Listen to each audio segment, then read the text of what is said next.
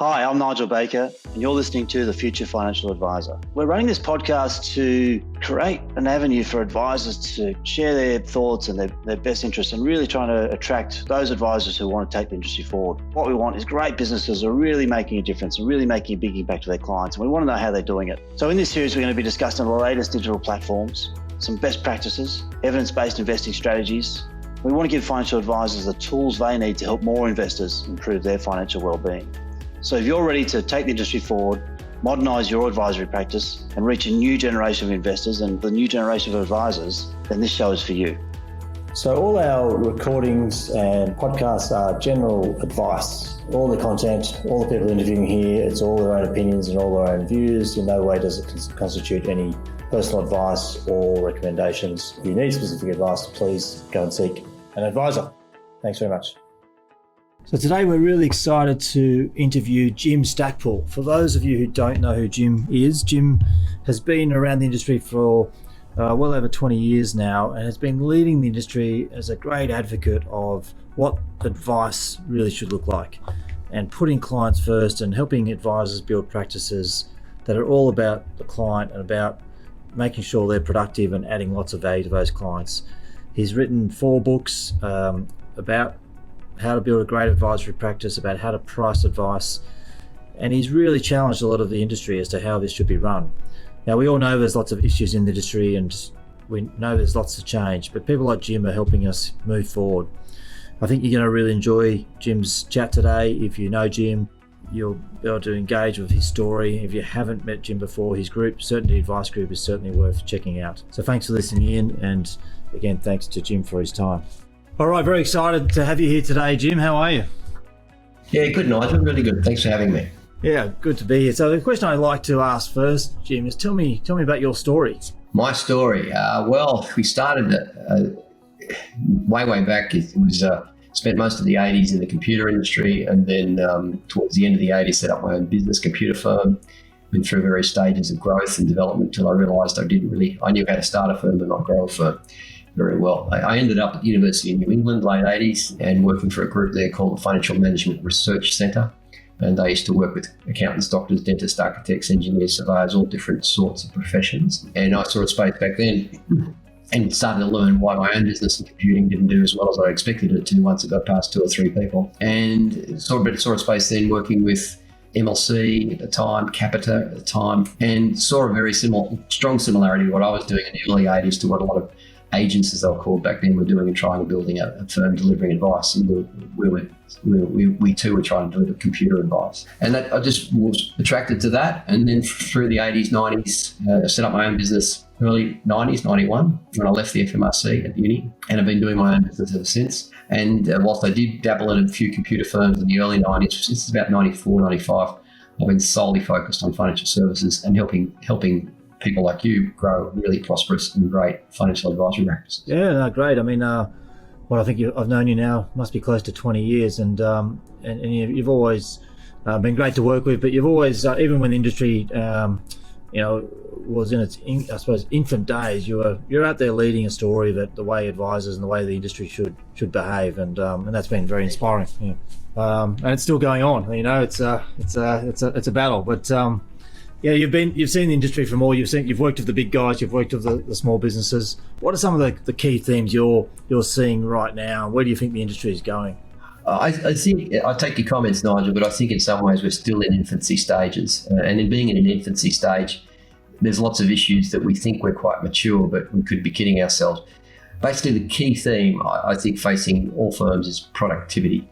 How do we really be productive as possible, both in our quest to help our clients, but also in our quest to build businesses? And the second core theme is the decision by people like yourself, and people like you at Arch Capital. You are our client. We don't have any institutional clients at the moment, and probably won't, as we focus more and more on those people that are out there doing the face-to-face and cold-face stuff with clients.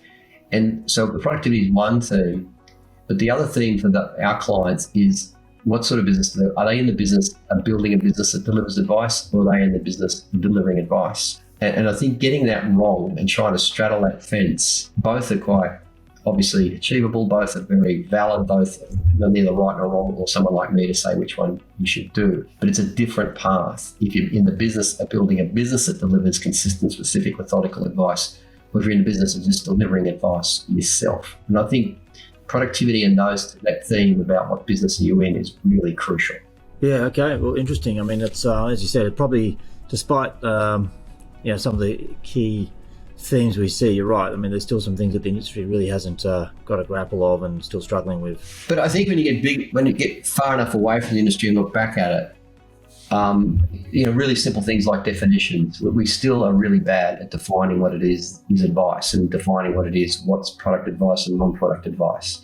And we've seen all sorts of goes and attempts and inquiries, and we've got a Australian Law Reform Commission report, which you've added something to, and we have as well, to help rethink about the whole Corporations Act, which is all signs, I think, of a business still in infancy, trying to move beyond to have a sustainable proposition for more and more Australians than what it sort of had, because it has a product genesis. It's so strong in its product genesis, this industry, that's trying to get away to what you do, which isn't product, it's advice. It's quite different. So we're still in the infancy, and I think that is probably the biggest issue in terms of what is progress from here. It is the separation of product from advice. Yeah, absolutely. And you've been a great advocate of that over the years. Really, it comes down to saying, well, the client simply comes first, and the product last. But the industry has struggled to get there with that, and advisors. I think a lot of people in the industry over a long period of time, they're not paid to do that. They're paid to get product first and then meet the needs of clients. And I think they've done a good job. The irony of it is, I think most people in the industry get in the industry to help clients, but they land in a space on earth that really the fundamentals of that space they land on is only remunerated provided they've actually either put a number of hours in or they've got a product in place. And so as much as their quest when they start is to help clients, they end up landing in a landscape which, unless I can actually have a certain amount of funds under management or a certain amount of insurance policies sold or a certain amount of superannuation under management or a certain amount of hours provided, I can't figure a way to get paid. And I think that's the nexus that, whilst I truly believe most people in the industry want to serve the client, they end up becoming servants of either effort or product. So do you think the industry will ever get there?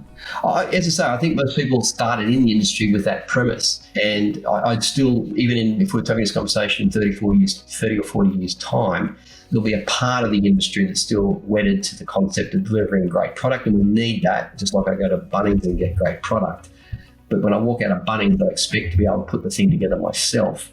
But with financial lives, there's lots more other factors in place that takes me off the best path, not just the right or wrong product. So I think the industry will get there more so, but I think it will always have an origin back to just having a product provider, and that might be fine for those that just want to do product. But beginning clarity in the mind of the client, whether it's brought about by technology, just their own education, or more and more competition that really clearly defines new definitions, I think we will get there. And I think, in fact, not only will we get there, I think it will be one of the professions to be a part of the future. Rather, at the moment, it's still seen as a tail behind the dog of product. Well, it's good you're optimistic about it. Let's hope so. So, if you were obviously an election coming up this weekend, and financial services isn't really on the top of a list for, I suppose, the electorate this time around. There's not many changes going on that are top of mind. But if you were elected this Saturday and you're the new minister and you're given the front bench for financial services, what are you going to do? What's your term look like? Yeah, two things. One is separate advice from product, and that means though that a job as big as repainting a harbour bridge every year, which is the re-engineering of Corporations Act. And I think unless it's sort of like zero emissions by 2030 or 2040, unless it's well beyond, I guess, any one term of one politician to undertake something so huge that the whole Australian corporate structure is built upon Corps Act. But there's a huge section of Corps Act which is really confusing people with how they get the best possible path in their own financial lives. And I think it's played to the genesis of the industry, not the future of the industry.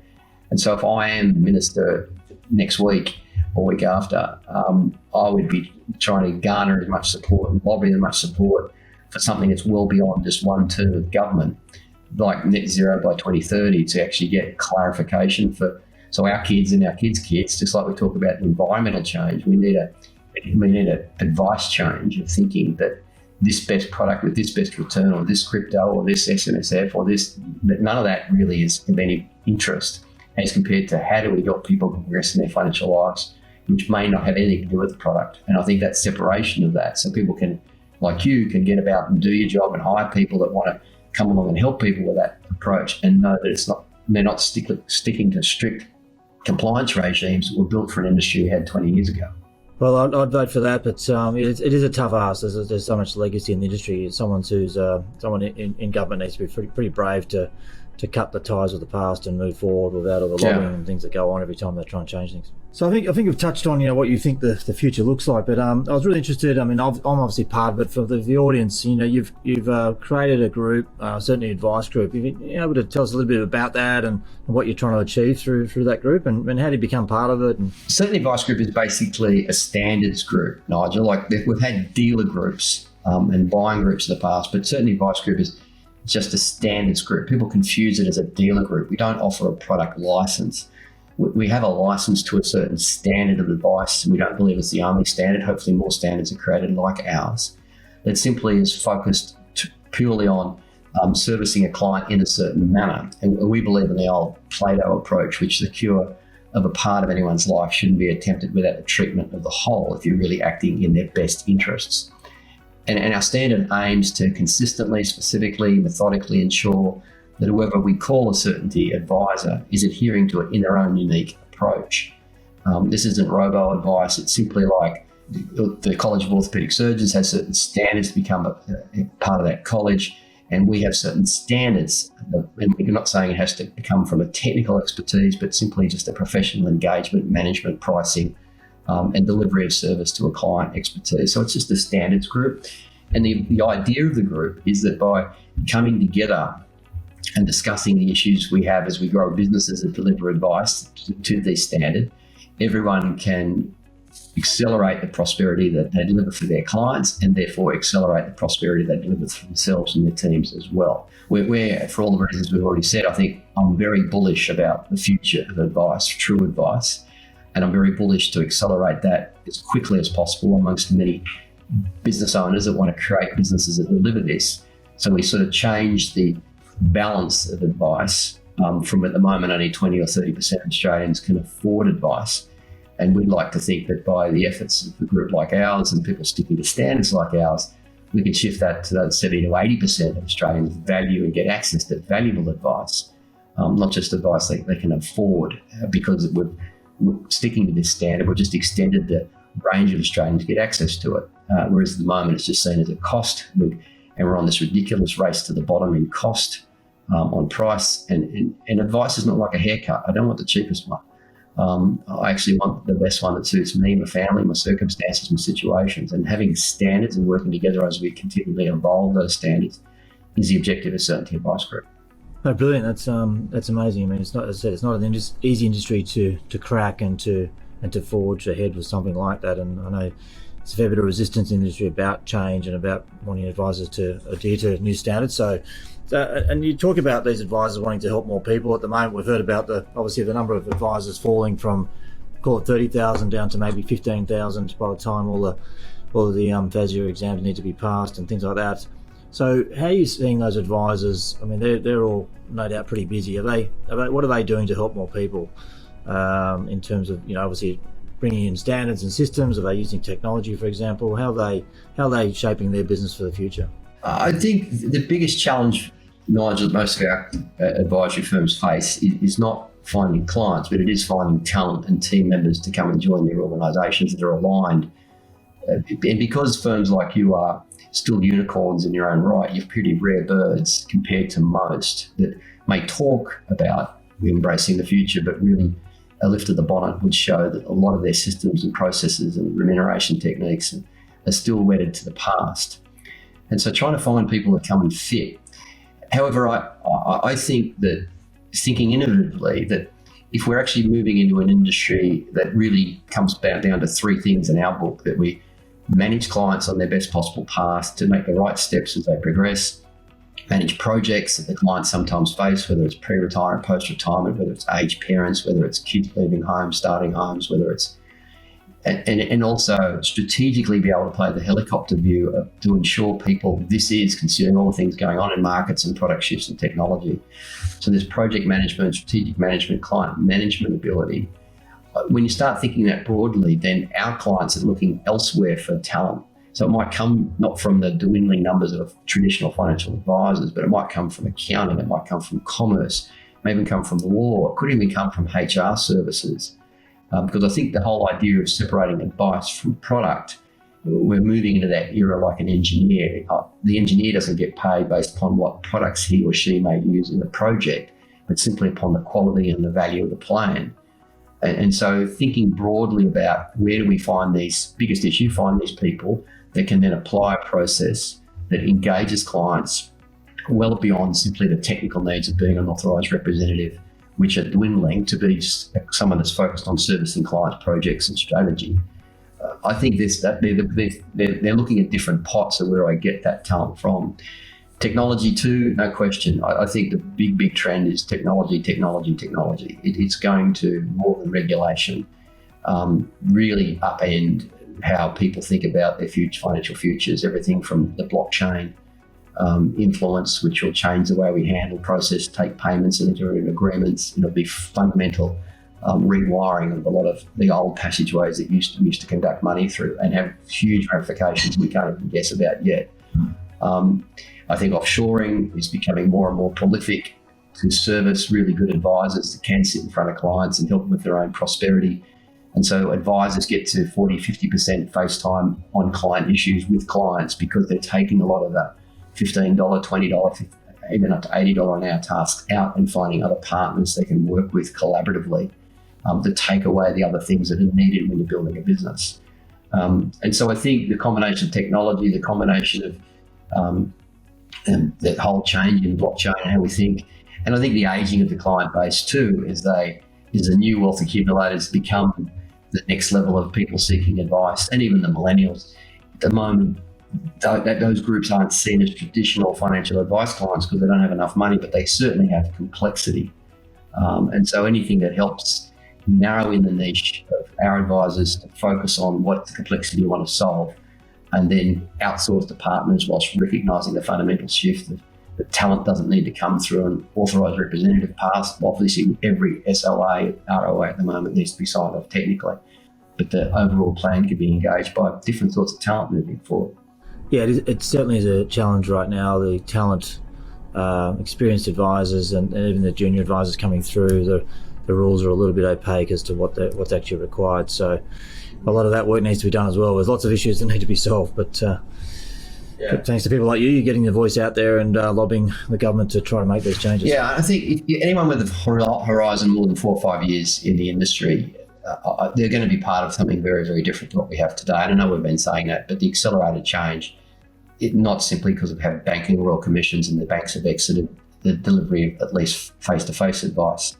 I think the consumer movement and the technology movement is going to accelerate it and bring a lot of the things that you've worked pretty hard to, Nigel, to achieve for your clients and also for the industry. And it's going to happen quicker than we expect. That's my punt. But yeah, I might be wrong, but I think the future is pretty good for advice. Yeah, I concur, but you see a lot of chat out there, a lot of, if it's a LinkedIn post or whatever, and there's a lot of advisors who seem pretty unhappy with the industry. So I think for those that are, able to engage with certain advisors and things like that, where they can actually, I think, mix with other advisors who are thinking positively about this, rather than sitting in a hole and thinking this is terrible.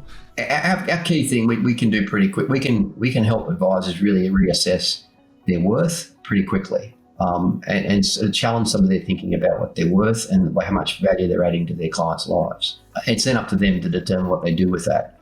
And there will be fundamental change and habits needed for everyone.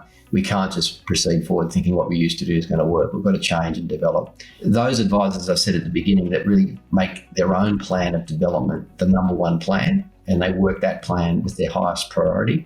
And whilst it sounds a bit oxymoronic, if they continually put their client plans ahead of their plan, they'll never progress. They'll be in that first option, which is I'm in the business of delivering advice, because that's all I'll have the time to do.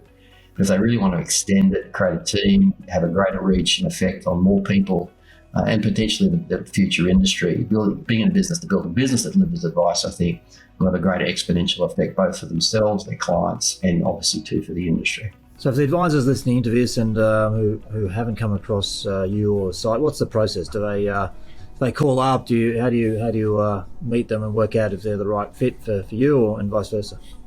We generally say to people that have never heard of us is probably to spend some time on the site, certaintyadvicegroup.com. Look at the blogs, look at the events, look at profiles of people like you that we work with, and sense, is this something that is of interest to me?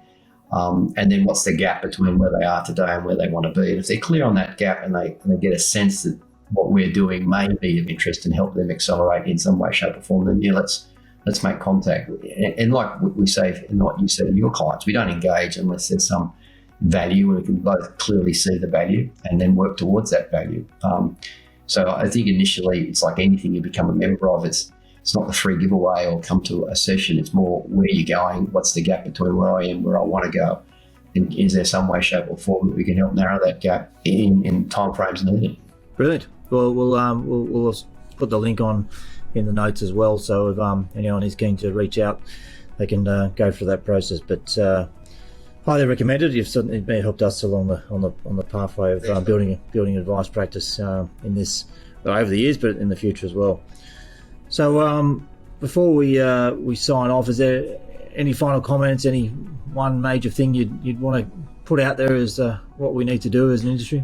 I think anyone that might be a bit despondent or and for a good reason, hammered over the last few years of compliance and COVID and regulatory change and activity, a flurry of activity, I really think that these are the very best of times. It may not feel like it, but these are the very best of times to make that decision. Do I really want to grow a business that delivers great advice for the clients I really want to serve?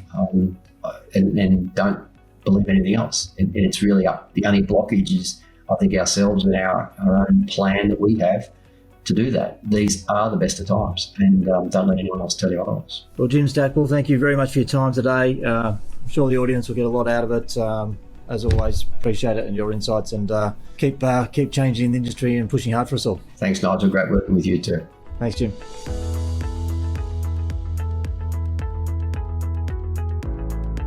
You've been listening to The Future Financial Advisor.